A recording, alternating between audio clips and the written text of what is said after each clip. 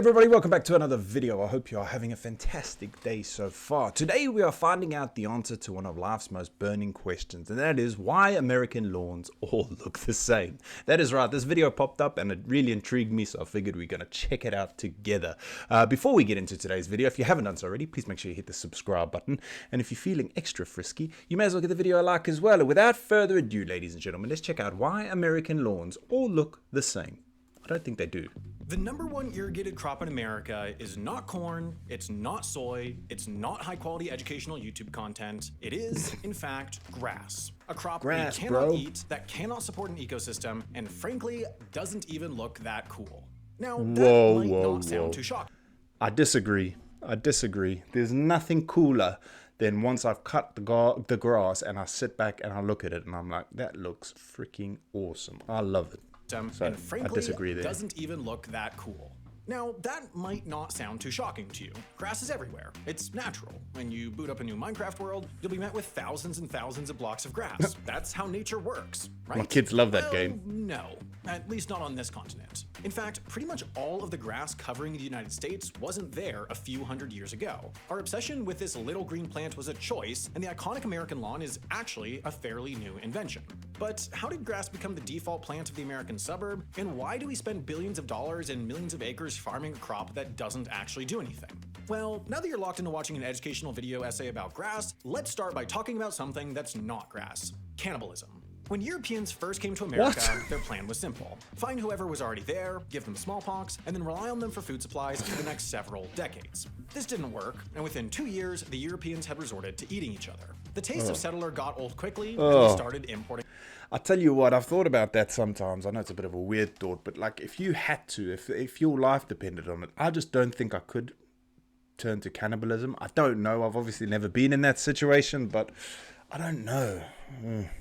Years, the Europeans had resorted to eating each other. The taste of settler got old quickly, and they started importing livestock. The problem with this second plan was the same as the first plan, though. There was still nothing to eat. Most of the native grasses in New England, like broom sedge or switchgrass, would only grow in warmer months, and the cows would basically drive them to extinction, bringing all the cows with them, and then all the settlers again.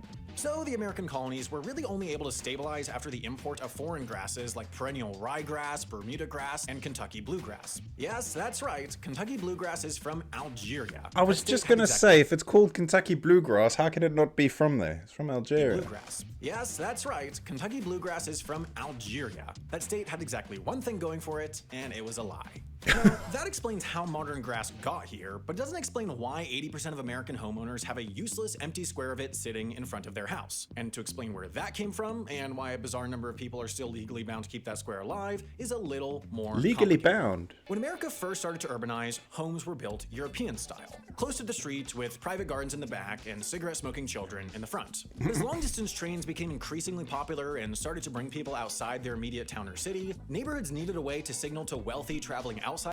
I love how they dressed in the olden times, eh? I mean, okay, it would be a bit annoying every day to put a suit on and a hat and that, but I just think it looked so good. That they were high status areas, and one of the easiest ways to do this was with lawns. Why?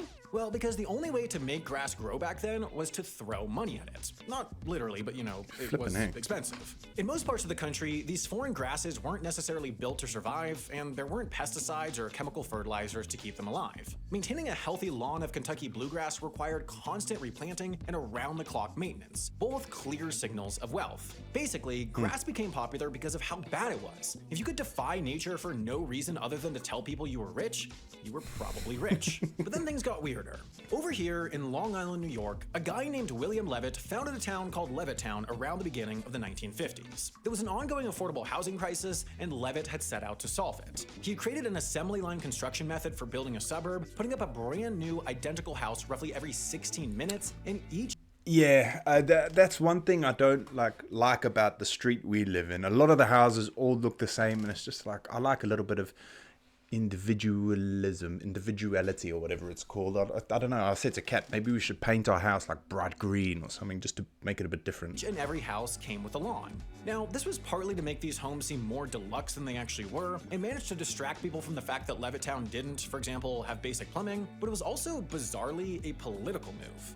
Lawns, it turns out, are a weirdly good tool for social control. Levitt distributed strict pamphlets on lawn care to every single resident and placed a covenant in their deeds that required them to mow their lawns at least once a week between the months of April and November. If they failed to do so, he would have their...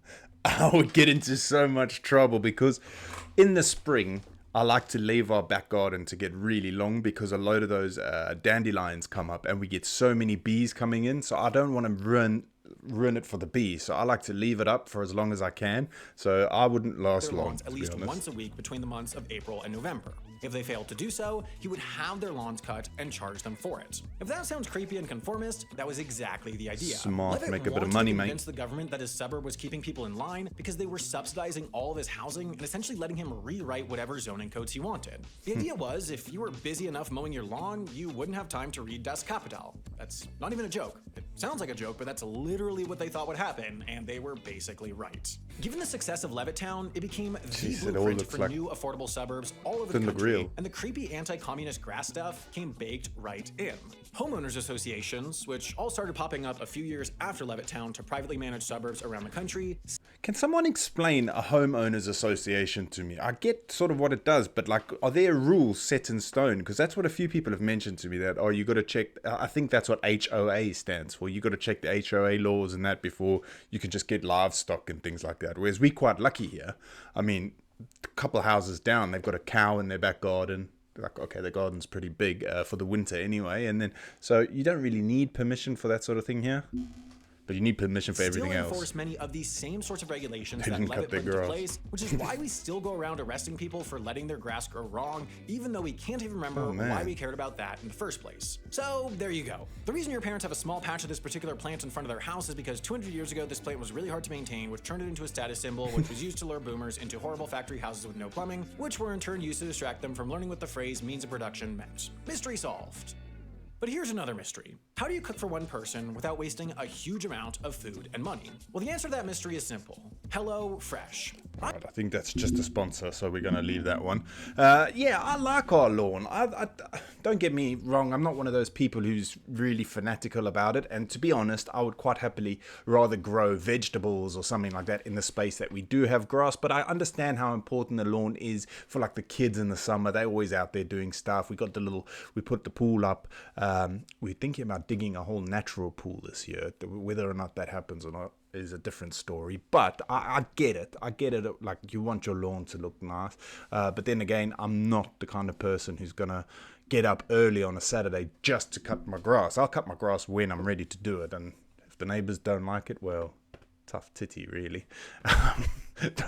I'll show you the garden one day in the summer so you can see it is short most of the time, but in the spring I leave it to get a little bit long so that the bees have somewhere. That's my excuse, and I'm sticking to it. Anyway guys, I know that video is not everyone's cup of tea. I enjoy the weird and quirky videos, so when I see them pop up I will check them out. Yeah, and I really enjoyed that one. Anyway, don't forget to hit the subscribe button, and I will see you all in the next video. Peace, bye.